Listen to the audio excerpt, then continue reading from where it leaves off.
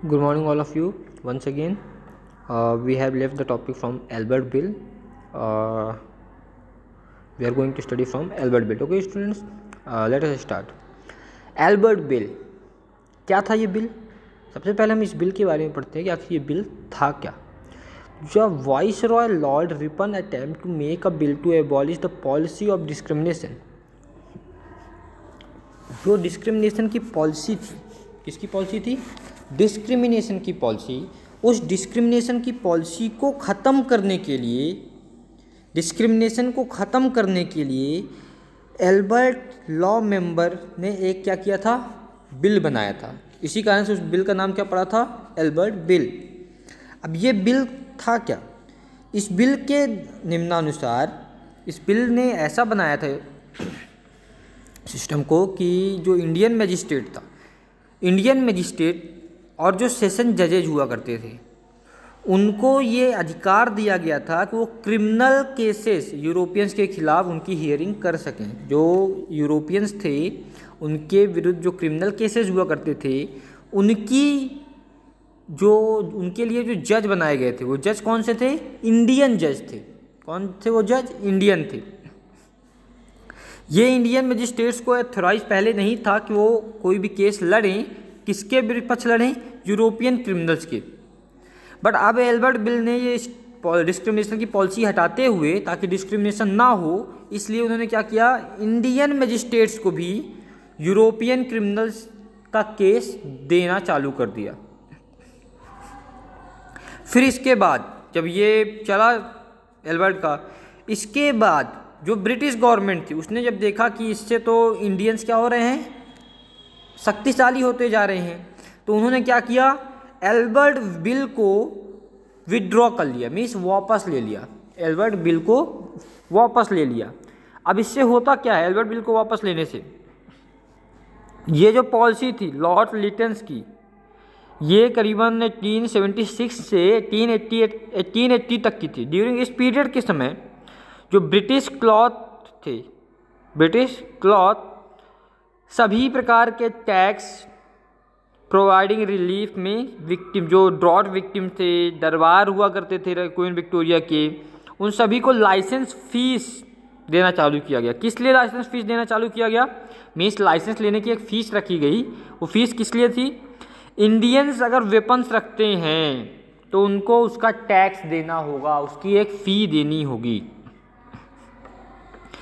फिर इसके बाद जो आपका नेक्स्ट टॉपिक आता है वो आता है political organisation period to the establishment of Indian National Congress. Indian National Congress का इस्टेब्लिशमेंट के क्या पॉलिटिकल ऑर्गेनाइजेशन, क्या रीजन थे, मेन ऑब्जेक्टिव्स क्या थे, इस्टेब्लिशमेंट कैसे हुआ था? 1857 की जो स्ट्रगल थी, उस स्ट्रगल के बाद 1857 की स्ट्रगल के बाद the national awakening intensified and the main political organization formed were Poona Sarvajanik सभा. क्या थी पहली? पूर्ण सार्वजनिक सभा थी. ये पूर्ण सार्वजनिक सभा कब आयोजित हुई? 1870 में. फिर इसके बाद इंडियन लीग 1875 में, Indian East India Association 1876, Madras Mahajan Sabha 1884, Bombay Presidency Association 1885. These organizations not only advocated their demands about local issues but also vehemently advocated national demands. ये जो ऑर्गेनाइजेशन बनाए गए थे, ये केवल अपने लोकल जो डिमांड थी उनकी, उसको लोकल इश्यूज को केवल सामने नहीं लाते थे, पूरे देश की डिमांड और इश्यूज को सामने लाते थे. There was no organisation of national level establish. तब तक कोई भी नेशनल लेवल पे ऑर्गेनाइजेशन नहीं हुआ करता था.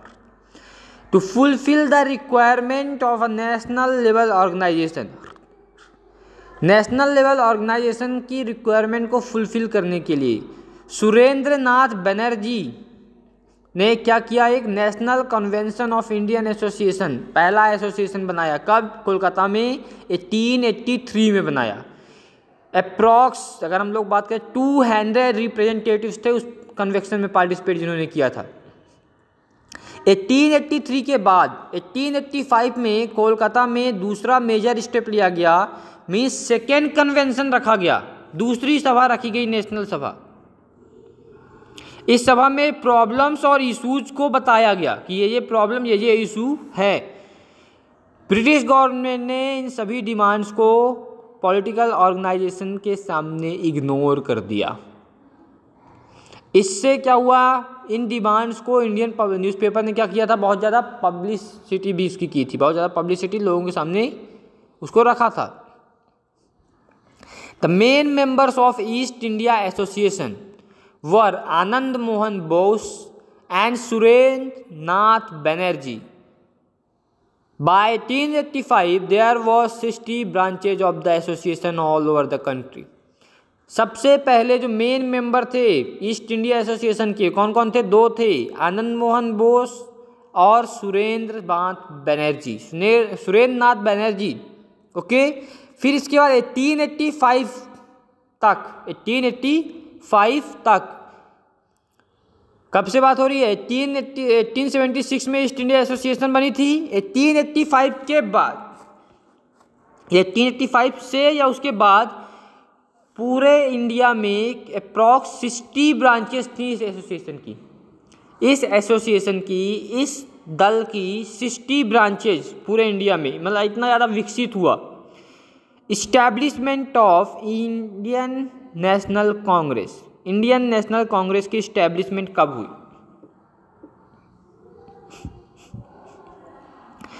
Between the years 1870 and 1880, Indian people had become politically conscious, and by the year 1885, there was a platform ready for establishment of the political organization on national basis.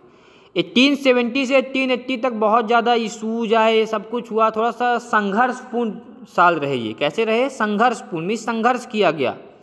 1885 में अब एक platform मिल गया था कि वो एक नेशनल बेसिस पे political organisation बना सकें। नेशनल बेसिस पे पॉलिटिकल ऑर्गेनाइजेशन बनाया जा सके या बना सकें। The credit for giving a definite structure to all India organization goes to retired British officer A.O. Hume. ये जो क्रेडिट जाता है नेशनल ऑर्गेनाइजेशन बनाने का, जो प्लेटफॉर्म मिला, स्ट्रक्चर मिला, वो किसके कारण मिला? जो ब्रिटिश के एक रिटायर ऑफिसर थे A.O. ह्यूम, उनके कारण। ये कैसे थे? ये लिबरल माइंडेड थे, ठीक है। Hume had a feeling of need for a political organization which would bridge the gap between the rulers and the people being ruled. जो ह्यूज का मानना क्या था? ह्यूज का मानना था HUME, ह्यूम ने क्या कहा? उसका जो पॉलिटिकल लीडर्स होते हैं, रूलर्स होते हैं, और जो पब्लिक होती है, इन दोनों के बीच में गैप नहीं होना चाहिए। उनका मानना क्या था कि जो पॉलिटिकल रूलर्स होते हैं और जो पब्लिक होती है, उन दोनों के बीच में गैप नहीं होना चाहिए। इस गैप को ख़त्म करने के लिए पॉलिटिकल पार्टीज होनी ज़रूरी है। पॉलिटिकल पार्टीज होनी ज़रूरी है। उस पॉलिटिकल पार्टीज के कारण क्या होता है? एक ब्रिज फॉर्म होता है, मीन्स रूलर्स तक अपनी मांगों को पहुंचाने का एक साधन मिलता है। मिस्टर ह्यूम के इफर्ट के बाद इंडियन नेशनल यूनियन फॉर्म होता है, बनता है। क्या बनता है? इंडियन नेशनल यूनियन बनती है। इंडियन नेशनल यूनियन जब बन जाती है, फिर उसके बाद जो इंडियन नेशनल यूनियन थी, उसकी जो परमिशन थी बनाने की, लॉर्ड डैफरिन से ह्यूम क्या करते हैं? ले लेते हैं। लॉर्ड डैफरिन से ह्यूम ने इंडियन नेशनल यूनियन बनाने की परमिशन ले ली। कब ली? जो उसकी मीटिंग होती है, किसकी? इंडियन नेशनल यूनियन की, उसी समय परमिशन ली जाती है। परमिशन किस चीज़ के लिए जाती है? कि इंडियन नेशनल यूनियन को बनाया जाए और उसमें मीटिंग ऑर्गेनाइज की जाए, उसकी मीटिंग ऑर्गेनाइज की जाए। तो ये कब की बात है? 25 दिसंबर से 25 दिसंबर और 31 दिसंबर। कहाँ पे? पुणे में। जो मीटिंग का ऑब्जेक्टिव था वो क्या था? मीटिंग का बेसिकली जो ऑब्जेक्टिव था वो पॉलिटिकल एजेंडा को डिफाइन करने का था। पॉलिटिकल एजेंडा को डिफाइन करने का था कि भाई पॉलिटिकल नेशनल पार्टी कैसे काम करेंगी, उसका एजेंडा क्या होता।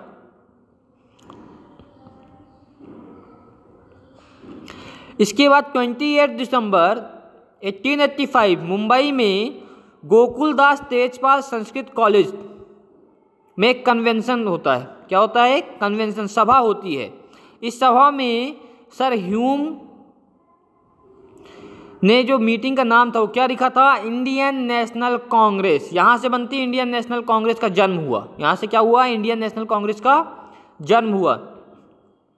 उस सभा में 72 रिप्रेजेंटेटिव थे और उस सभा के प्रेसिडेंट कौन थे? फर्स्ट इंडियन नेशनल कांग्रेस के प्रेसिडेंट व्योमेश चंद्र बनर्जी। व्योमेश चंद्र बनर्जी उस सभा के प्रेसिडेंट बनाए गए थे।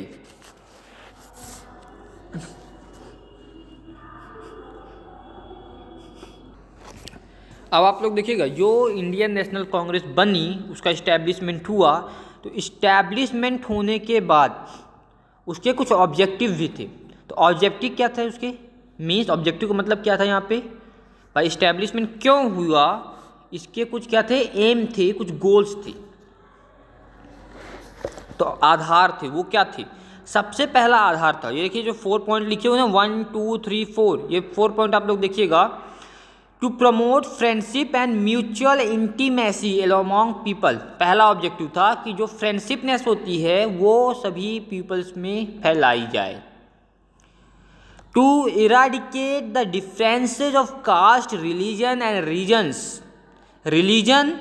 Regions and remove the prejudices through friendship and direct contact to develop unity and nationalistic feeling which were developed during the administrative regime of Lord Ripon। दूसरा उनका क्या उद्देश्य था? जो लोगों में कास्ट के लिए डिफरेंसेस मानते हैं लोग, भाई जातिवाद जो होता था, धर्मवाद था, धर्म के आधार पे डिस्क्रिमिनेशन हुआ करता था, जाति के आधार पे होता था, रीजन्स के आधार पे होता था। इन सभी जो फीलिंग थी, जातिवाद की जो ये फीलिंग थी, इस फीलिंग को ख़त्म करना था और सभी के अंदर केवल एक ही फीलिंग लानी थी, नेशनलिज्म। कौन सी फीलिंग लानी थी? केवल एक feeling, nationalism feeling.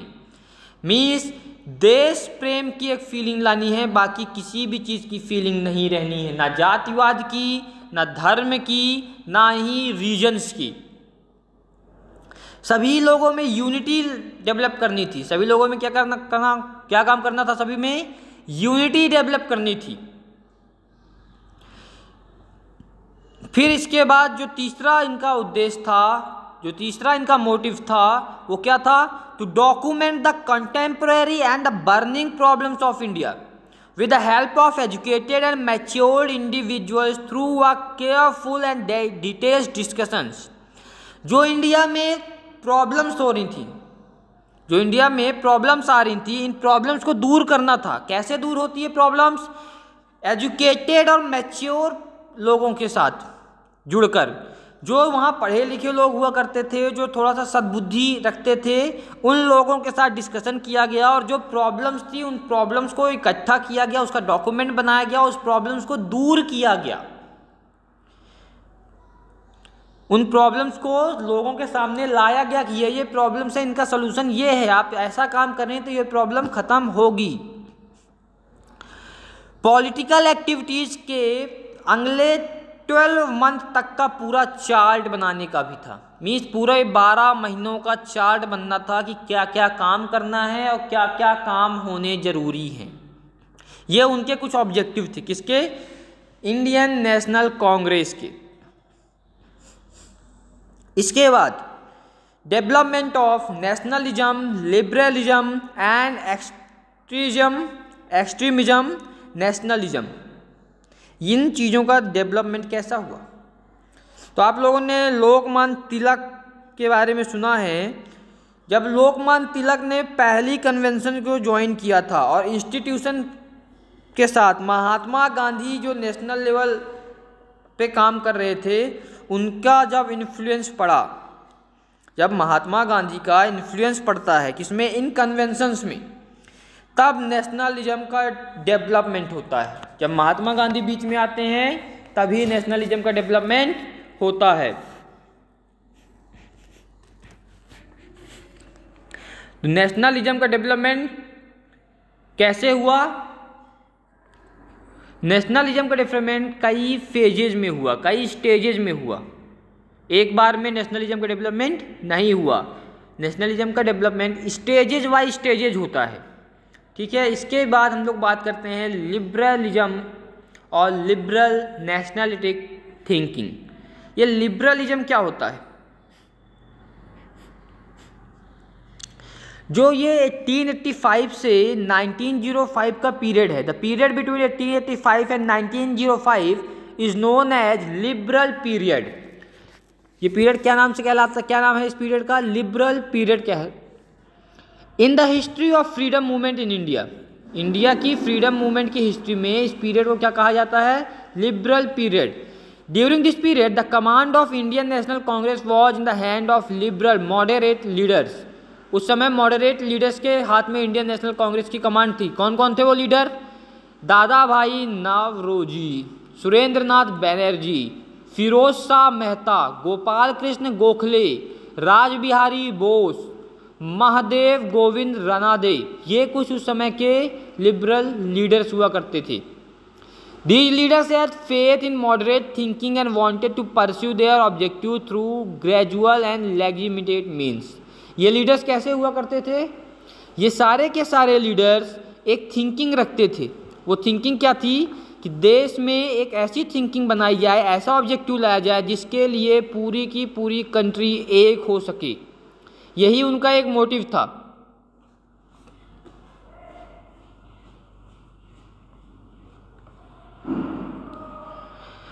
Moderates were believers of legitimate means to pursue their objectives through appeals. ये जो मॉडरेट्स थे इनका एक ऑब्जेक्टिव क्या था? ये अपील किया करते थे, डेलीगेशंस दिया करते थे, लोगों के सामने बातों को रखा करते थे, उसकी मांग किया करते थे ताकि उसको लोगों तक पहुंचाया जा सके और लोगों की नीड के अनुसार उन चीज़ों को अपने रूलर्स तक पहुंचाया जा सके। In order to influence the British people and politicians, moderates had sent a delegation to England. अब ब्रिटिश पीपल को इन्फ्लुएंस करने के लिए मॉडरेट्स ने क्या काम किया? इंग्लैंड तक इन डेलीगेशंस को पहुंचाया, एक कमेटी बनाई और उसको इंग्लैंड भेजा। इससे क्या हुआ? जो ब्रिटिश पीपल थे वो इंडियंस की प्रॉब्लम से अवेयर हो गए। ब्रिटिश पीपल इंडियन प्रॉब्लम से अवेयर होते हैं। फिर इसके बाद जो मॉडरेट्स थे उन्होंने न्यूज़पेपर को पब्लिश करना भी चालू कर दिया।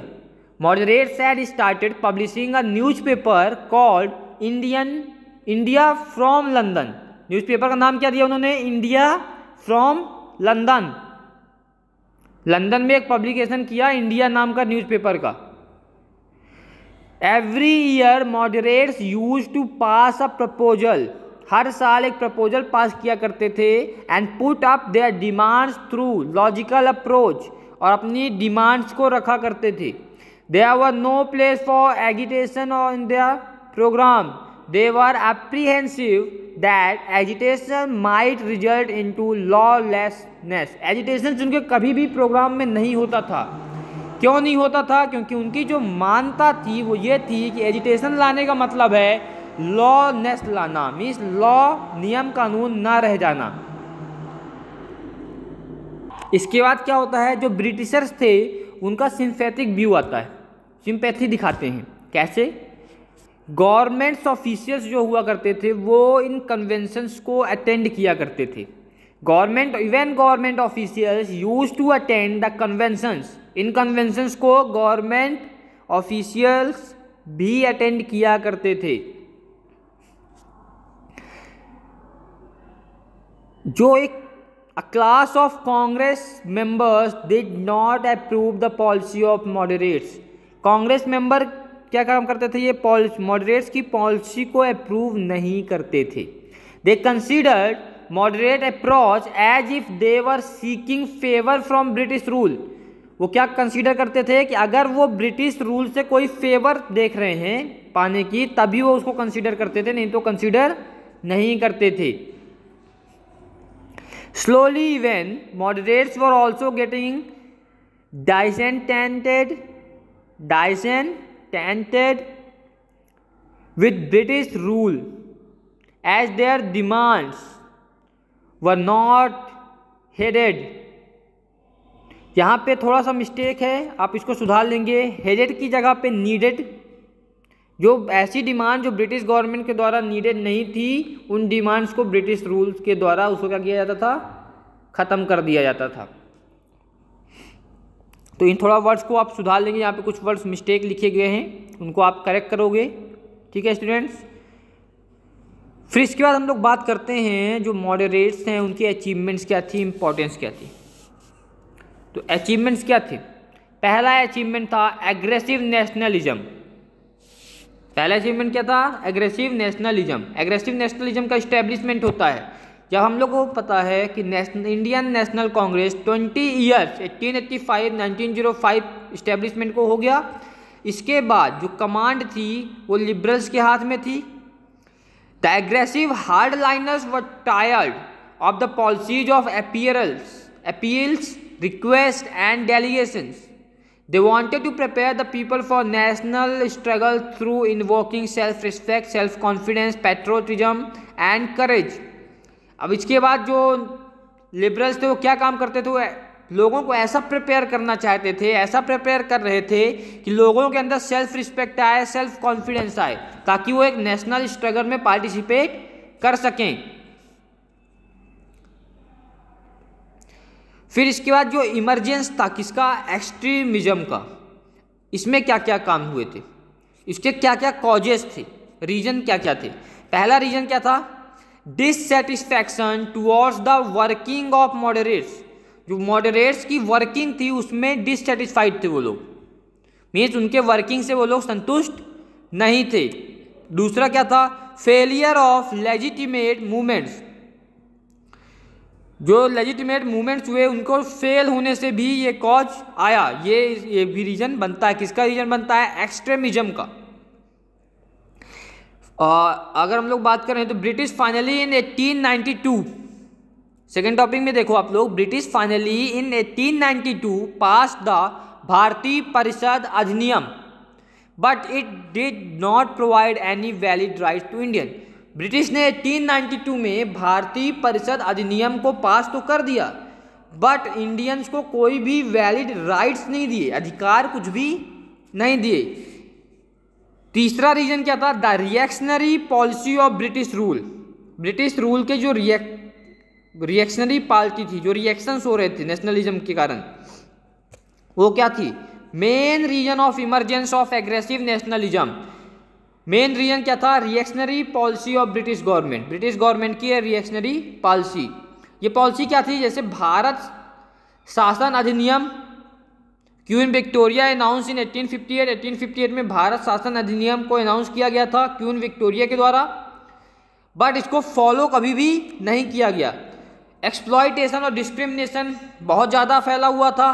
इसके लिए भी पॉलिसीज लाई गई कि एक्सप्लॉयटेशन और डिस्क्रिमिनेशन को ख़त्म किया जाए, बट उसको भी फॉलो नहीं किया गया। जो एटीट्यूड था ब्रिटिश एडमिनिस्ट्रेशन का, the attitude of British administration was completely racially produced.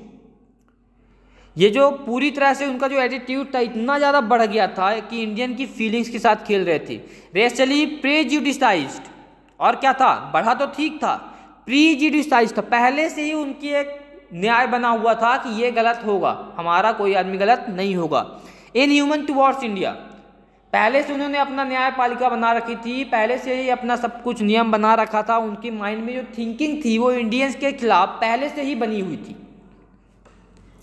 Lord Lytton and Lord Curzon had hurt the Indian feeling about their race. अपने कारण, अपनी रेस के कारण, अपने लोगों के समर्थन के कारण, अपने अस्तित्व को बनाए रखने के कारण इन दोनों ने क्या किया था? इंडियन फीलिंग्स के साथ बहुत ज़्यादा खिलवाड़ किया था। बहुत ज़्यादा क्या काम किया था? हर्ट किया था इंडियन फीलिंग को। ये केवल 3 कॉजेज ही नहीं थे, इसके बाद भी कई सारे कॉजेज आए। जैसे economic policy of British government. British government की जो इकोनॉमिक पॉलिसी थी वो भी एक कॉज था, वो भी एक रीजन था। कैसी इकोनॉमिक पॉलिसी थी ये? Indian agriculture and industries suffered a major setback due to the economic exploitation policy of British government. जो ये ब्रिटिश गवर्नमेंट की पॉलिसी आई, इंटरेस्ट ऑफ कैपिटल्स की पॉलिसी थी, इस पॉलिसी के कारण जो इंडियन एग्रीकल्चर था और इंडस्ट्रीज थी उनको बहुत ज़्यादा सफ़र करना पड़ा, उनको बहुत ज़्यादा घाटा हुआ, एक्सप्लॉयटेशन उनके लिए हुआ, बहुत ज़्यादा उनको क्या हुआ, दिक्कतें हुई। पांचवा रीजन क्या था, कॉज क्या था, social cultural and religious movements. बहुत सारे सोशल कल्चरल और रिलीजियस मूवमेंट्स भी हुए। कब की बात हो रही है ये, 19th सेंचुरी के एंड की बात हो रही है, 19th सेंचुरी के एंड की बात हो रही है। इन्होंने इंडियन क्या किया, इंडियन माइंडसेट एक बना दिया था। क्या बना दिया था, एक इंडियन माइंडसेट बना दिया था। कैसा माइंडसेट था ये, इनजस्टिस के खिलाफ था, ब्रिटिश के द्वारा की गई इनजस्टिस के अगेंस्ट था। As a result of these movements people were charge with the feeling of self respect, sacrifice and self confidence. इससे रिजल्ट क्या मिला, प्राप्ति क्या हुई, इन मूवमेंट्स के बाद जो पीपल्स थे उनके पास एक्स्ट्रा एनर्जी आती है। उनके पास क्या आती है, एक्स्ट्रा एनर्जी। कैसी एनर्जी थी वो, सेल्फ रेस्पेक्ट की, सैक्रिफाइस की और सेल्फ कॉन्फिडेंस की।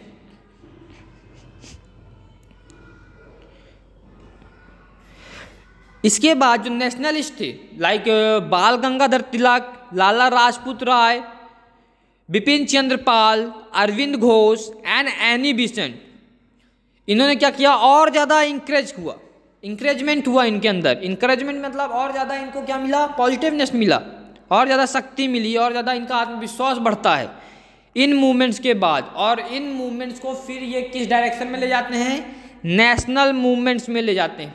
ये सारे मूवमेंट्स नेशनल मूवमेंट्स के डायरेक्शन में फिर कन्वर्ट हो जाते हैं। इनको इन्होंने क्या किया, नेशनल मूवमेंट्स के रूप में कन्वर्ट कर दिया। फिर कुछ नेचुरल कैलामिटीज भी थी, जैसे ड्रॉट एंड प्लेग। उसमें एक बीमारी आई थी, प्लेग और drought. During the last decade of 19th century people of India had to face many natural calamities. बहुत सारे नेचुरल प्राकृतिक आपदाएं आई इंडिया में। इस समय पे क्या आया, सबसे पहले आया drought. British government was busy in organising the grand Delhi Durbar. British ने एक गांधी दिल्ली दरबार, दिल्ली लिखा हुआ है, वो दिल्ली है, ठीक है, गांधी दिल्ली दरबार को ऑर्गेनाइज करने में बिजी थी। और उसी समय पे मुंबई में 1896 की बात है, प्लेग बहुत तेजी से फैलती है। प्लेग नाम की बीमारी बहुत तेजी से फैलती है।